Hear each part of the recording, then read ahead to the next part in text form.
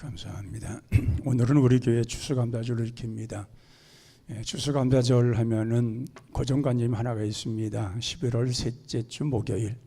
이것은 이제 미국 사람들이 그날 추수감사절로 지키는 날로 선교사들이 우리나라에 와서 11월 셋째 주에 추수주일로 지키면서 시작이 됐기 때문에 예전에는 그렇게 고정관념을 갖고 있었지만 지금은 그렇지 않습니다. 대부분의 교회들이 10월 마지막 주일이나 11월 첫째 주에 거의 다 추수감사제 예배를 드리고, 그 이유가 그때에 우리의 모든 오곡백과를 다 거둬들이는 때이기 때문에 그렇습니다. 유대력에 보면은 추수감사절이라고 하는, 추수절은 수장절이라고도 하고 소막절이라고도 하는데, 그때는 9~10월경이 됩니다. 그러니까 나라마다 조금씩 다 차이가 있습니다. 동남아는 4월 달에 풍작을 이룹니다. 그때에 많은 곡식들 거두고 과일도 풍성하고 그럴 때에 그 4월경에 또 추수감사절을 드리는 그런 나라들도 있습니다. 그런 형편에 따라서 하나님이 주신 은혜, 하나님 주시는 축복, 하나님 주신 모든 것을 생각하면서 감사한 마음으로 드리는 절기가 바로 추수절기인 것입니다. 그래서 우리는 이런 추수절을 맞이해서 우리가 어떠한 마음으로 하나님 앞에 감사절기를 지키냐, 우리 마음 중심이 어디 있냐는 것입니다. 이스라엘 백성들은 이러한 3대 절기 가운데서 이 수장절, 이 추수절을 굉장히 중시 여겼습니다. 모든 곡식을 갖다 쌓아놓고 1년 먹거리를 거기다 쌓아놓으면서 그 풍성한 물질을 먹을 것, 입을 것을 주신 하나님 앞에 감사의 절기를 드리는 이 수장절, 이 추수절을 그들은 굉장히 기쁘게 여겼고, 그래서 그런 축제일을 일주일 동안을 행합니다. 그래서 일주일 동안 행하고, 그리고 첫날과 마지막 날은 아무도 일을 못하게 하며 종들도 일을 시키지 않습니다. 그리고 또한 그들은 광야에서 조상들이 고생했던 그런 모든 것을 생각해 보면서 올리브나무나 감람나무를 엮어서 광야에다가 초막을 짓고 일주일 동안 광야 체험까지도 합니다. 이 광야라고 하는 것은 굉장히 추운 곳입니다. 이스라엘 백성들이 40년 동안을 광야에서 살았습니다. 애굽에서 나와서 광야 40년 동안의 생활 속에 추위와 떨어야만 했고, 그리고 더위와 고생을 했던, 또 짐승의 울음소리, 짐승의 습격, 이런 모든 것을 견뎌야만 하는 그런 세월을 40년 동안을 그들이 보냅니다. 그러면서 하나님께서 이 40년 동안을 그들이 어떻게 하셨냐는 겁니다. 그들은 항상 하나님 앞에 감사한 마음이 있었는데 40년 동안 하나님께서 먹이시고 입히셨다는 것입니다.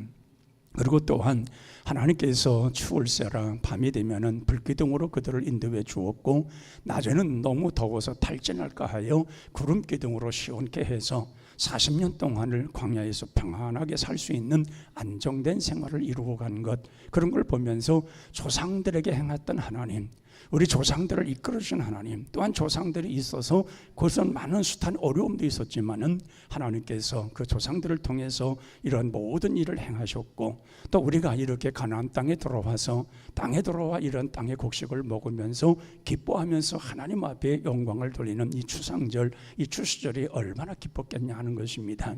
그들은 일주일 동안 그렇게 감사하고 축제의 그러한 감사절을 지킨 것입니다. 그래서 이들은 그 추수의 감사절, 축제의 감사절을 주님의 감사절이라고, 축제절이라고 하면서 그렇게 하나님 앞에 영광을 돌렸던 것입니다. 그런 이스라엘 백성들이 이렇게 감사할 수 있던 이유가 뭐냐는 것입니다.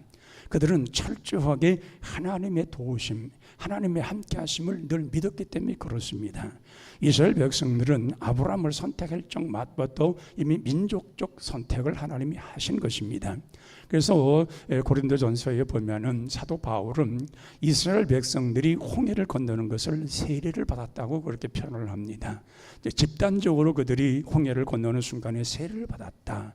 죄악된 그런 애굽과 모든 걸 청산을 했고, 그리고 이제 홍해를 건너서 가나안 땅에 들어감으로 인해서 그들은 완전한 세례를 받았다고 이렇게 말을 합니다.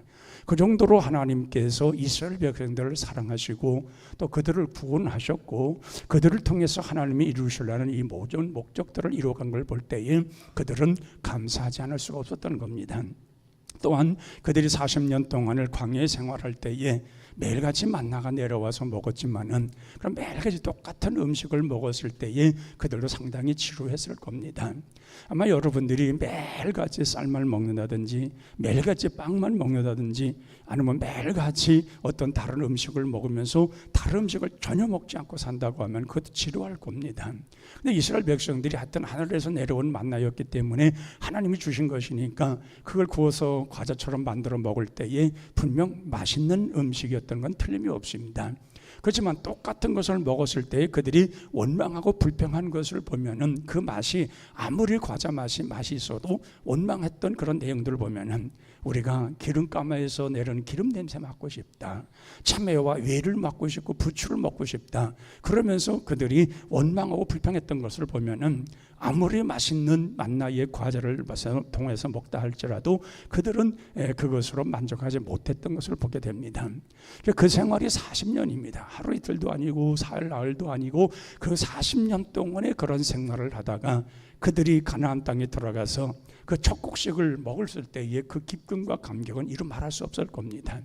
땅의 소산물을 먹고 과일을 먹고 채소를 먹으며 그러면서 그들이 이 땅에서 이 아름다운 이 식물을 먹게 되는구나, 과일을 먹게 되는구나 하면서 그들이 그 감격스러운 그 시간이라는 것은 이루 말할 수 없는 감격의 시간이었을 겁니다.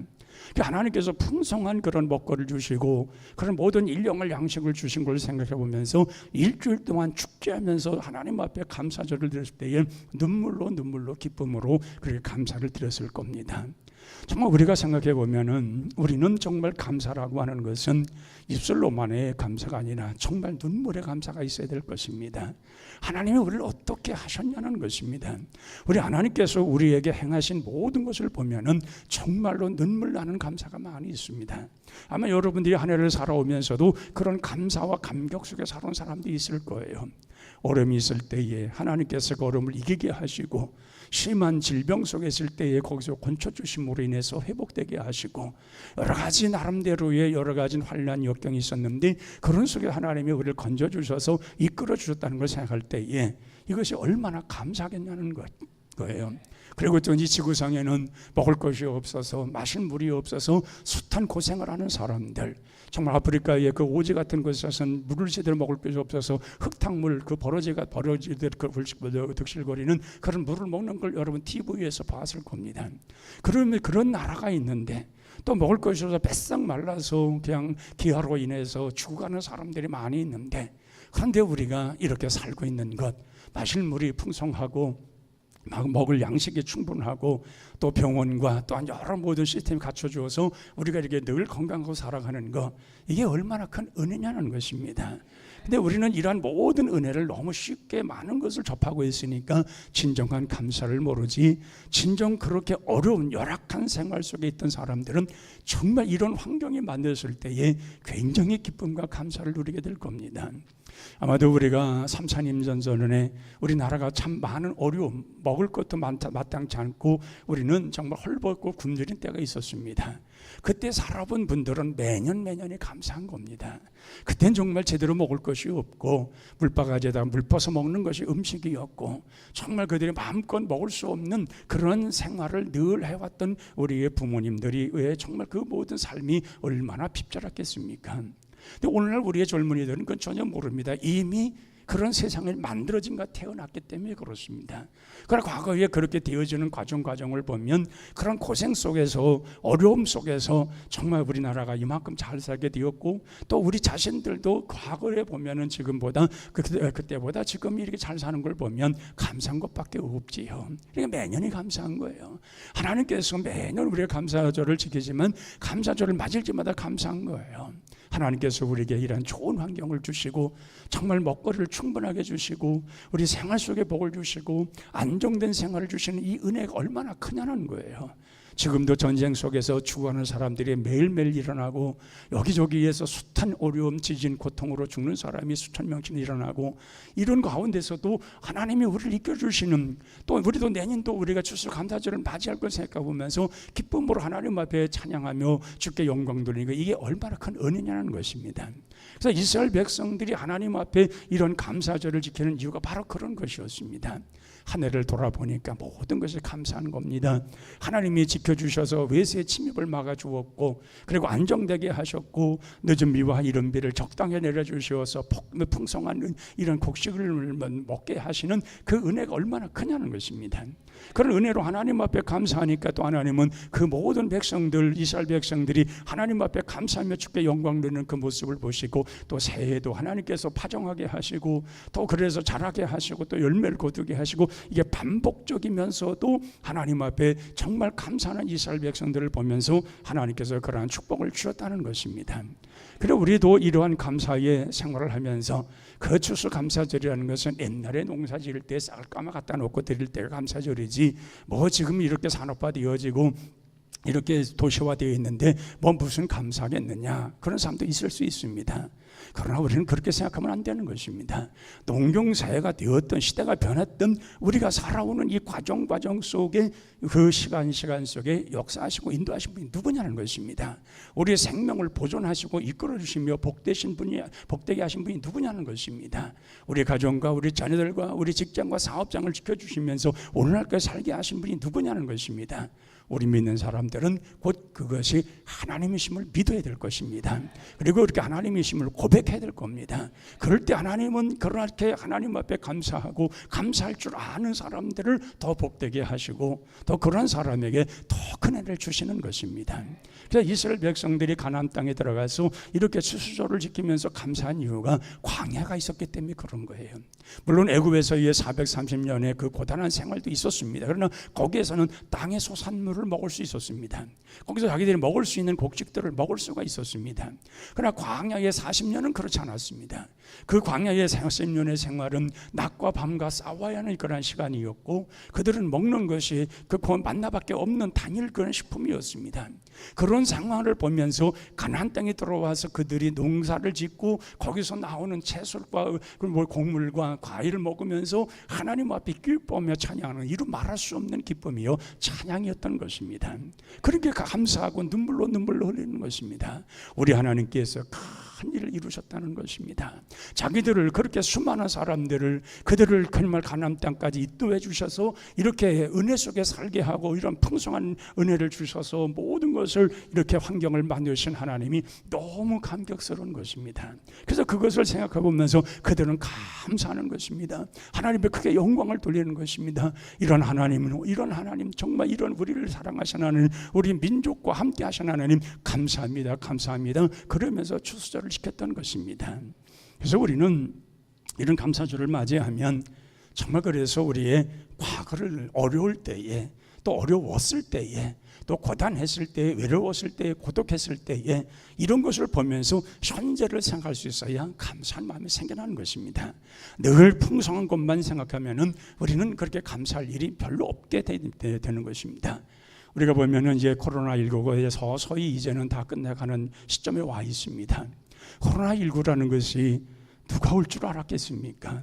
정말 코로나19로 해서 많은 사람들이 죽었고 고통을 받았고, 여러분도 한 번 정도는 다 그 코로나19에 걸려서 아마 고통은 다 받아보셨을 겁니다. 자, 그런데 이것으로 끝나겠냐는 것입니다. 그러나 분명한 미래학자들은 그렇게 말하지 않습니다. 이것보다 더 큰 질병이 우리가 올 수 있다는 겁니다. 올 수밖에 없다는 것입니다. 시대가 그렇게 되어지고 환경이 그렇게 만들어진다는 것입니다. 그렇기 때문에 우리가 그런 어려움 속에서도 하나님이 우리를 보존하셨던 것, 그런 상황 속에서 하나님이 우리를 인도해 주셨던 것, 이런 것에 보면은 모두가 다 감사한 일인 줄로 믿습니다. 그래서 우리가 이렇게 감사하면서 이스라엘 백성들이 눈물로 감사했던 것처럼 우리 자신들도 이러한 감사한 마음 가지고 하나님을 영화롭게 하며 하나님 앞에 영광을 돌리며 찬미 제사를 드릴 때에 하나님께서 그 예배를 받으시고 그 감사의 마음을 받으시고 우리에겐 더 큰 은혜와 축복을 더하실 줄로 믿습니다. 그래서 이스라엘 백성들은 두 번째에 이제 해방절기를 맞이하게 됩니다. 이스라엘 백성들이 가나안 땅에서 먹고 마시고 풍성한 것이 있었을 때 그건 타락을 합니다. 우상을 섬기며 하나님을 배반하고 하나님을 멀리합니다. 그래서 하나님께서 선지자를 통해서 여러 가지 말씀을 합니다. 하나님께 돌아와라. 너희들이 범죄한 것 하나님이 그냥 두지 않는다. 너희들은 그 우상을 버리고 하나님께로 나아오라. 그러면서 예레미야와 같은 눈물의 선지자는 눈물로 탄식하며 백성들을 하나님께 돌아오라고 외치지 않습니까? 그러나 백성들은 귀를 틀어막고 듣지를 않았습니다. 그 결과로 인해서 바벨론 나라가 하나님께서 그를 일으켜서 이스라엘을 완전히 점령하게 만듭니다. 그리고 포로로 많은 똑똑한 사람들을 다 끌어갑니다. 그 나라가 완전히 없어진 겁니다. 주권이 사라진 겁니다. 그래서 그 바벨론으로 끌려가가지고 그들이 바벨론에서 그들이 70년의 생활의 종의 생활을 합니다. 그때에 정말 그 고통 속에서 살아간 모든 사람들이 얼마나 그 탄식하며 눈물로 흘렸겠습니까? 하나님께서 우리 민족을 사랑하셔서 그 애굽에서부터 430년 만에 자유를 주셨고 해방을 주셨고 그 기적 같은 역사로 홍해를 건너게 하시고 광야 40년을 거쳐서 가나안 땅까지 오게 하셨는데 거기서 가나안 땅에 와서 좋은 그런 결실을 맺어가며 과일을 먹으며 풍족한 삶을 살아왔는데 우리가 배불러서 하나님을 원망하고 하나님을 불평하고 오히려 하나님을 버리고 우상을 섬겼구나. 먹고 마시고 등 따숩고 안정되니까 엉뚱한 짓을 했구나. 그래서 그들은 회개하지 않았습니까? 그래서 그런 바벨론으로 끌려가가지고 그래서 그들은 그발강가에서 매일매일 저녁마다 탄식하며 눈물로 회개하고 기도하지 않았습니까? 그래서 하나님께서 눈물을 보신 거예요. 그들의 정말 우상 앞에 절하지 아니하고 신앙에 절개했던 다니엘이나 또한 정말 모르드게와 같은 또 느헤미야와 같은 에스라와 같은 이런 학자들, 그런 율법자들, 이런 신실한 믿음의 사람들이 있었습니다. 그들은 절대로 우상 앞에 절하지 않았습니다. 죽으면 죽을 것이라는 각오를 가지고 하나님을 섬겼고 그리고 민족적 죄를 회개하면서 그들은 나날이 세월을 보냈을 때에 하나님께서 그들에게 제2의 해방을 주지 않습니까? 그 느헤미야 같은 사람은 이 왕의 그 술 맡은 관원입니다. 술을 만들어서 왕에게 바치는 그런 관리였는데 그때 그의 친족 가운데 누가 하나 예루살렘에 갔다 온 소식을 듣고 예루살렘에 대한 이야기를 묻습니다. 고향에 갔다 왔더니 예루살렘이 어떻더냐? 근데 그가 하는 말에 예루살렘은 완전히 폭삭망했습니다.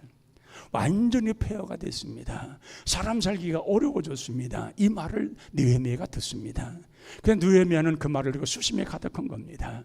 애국자 느헤미야는 어떻게 하여 우리 하나님께서 그렇게 우리를 그때까지 인도해 주셨는데 어찌하여 우리가 이렇게 범죄하여 정말 나라를 잃어버리고 나라가 쑥대밭이 되어버리고 사람 살기도 어려운 땅이 되어버렸던가. 그래서 늘은 수심을 가득한 가운데 있을 때에 그 왕이 이렇게 말합니다. 너는 어찌하여 늘 얼굴이 그렇게 밝던 사람이 그렇게 수심에 가득한 생활을 하느냐. 느헤미야가 얘기를 하지 않습니까? 우리 친족 가운데 누구가 내 고향을 갔다 왔는데 내 고향이 말할 수 없는 피폐되어서 완전히 폐허가 되어서 사람 살 수 없는 땅같이 되었다고 합니다. 난 내 고국을 생활 때 너무 슬픈 마음을 가집니다. 해서 휴가를 얻어서 자기 고향 예루살렘을 가보잖아요. 그 성벽을 붙들고 우는 거예요. 나라가 어떻게 이 지경이 되었던가. 정말 느헤미야는 정말 그런 마음을 가지고 간절한 마음으로 하나님께 회개하면서 다시 돌아왔고 그리고 하나님께서 그들의 간절의 기도와 간구를 하나님 들으셔서 그래서 파사 나라를 통하여서 블레셋을 망하게 하고 파사 나라의 고레스 왕이 칙령을 내려서 자유와 해방을 주지 않습니까? 그래서 그들이 이제 거기로 돌아가는 거예요. 1차, 2차에 걸쳐서 그들이 다 예루살렘으로 돌아가서 다시금 그 나라에 가서 정착하며 사는 거예요. 그때 기록한 것이 오늘 본문이에요. 그들이 보니까 하나님의 큰 일을 행하셨다.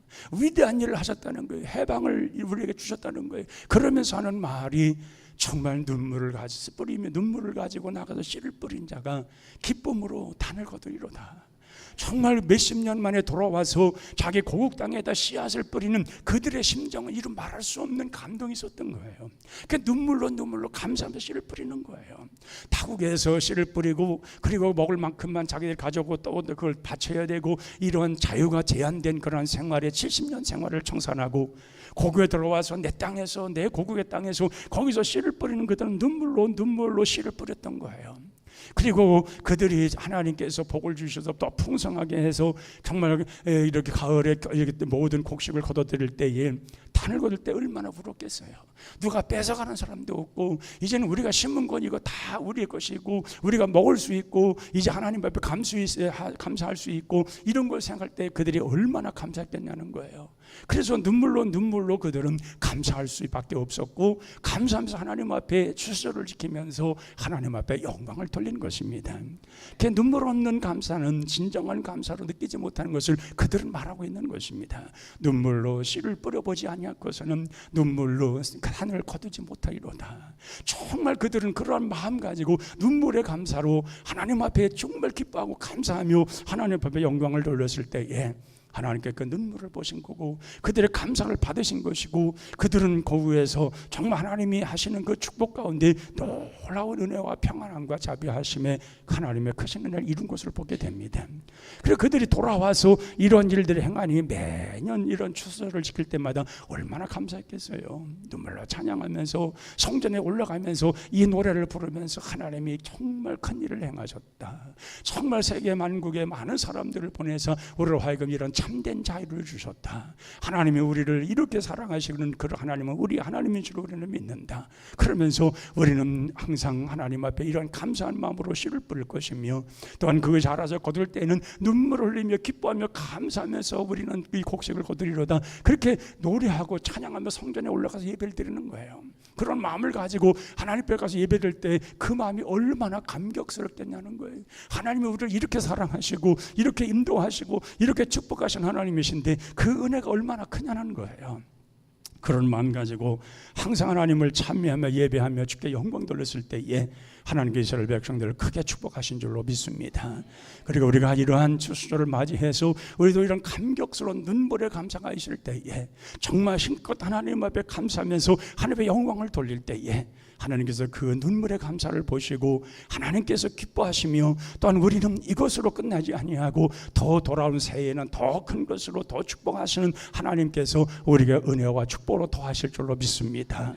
그리고 우리는 매년 우리가 드리는 추수감사절이라 할지라도 눈물로 드리는 감사, 정말 진정 마음속에서부터 우러나서 기쁨으로 눈물로 감사하며 하나님의 영광 돌리는 감사, 이런 감사의 삶을 살아갈 때에 하나님께서 더 큰 일을 행하시고 또 우리가 늘 그러면서 씨를 뿌리는 곳에 자라게 하시고 거두게 하시는 하나님의 놀라운 역사가 매년마다 매 시간마다 나타나는 놀라운 축복이 우리에게 반드시 있게 될 줄로 믿습니다.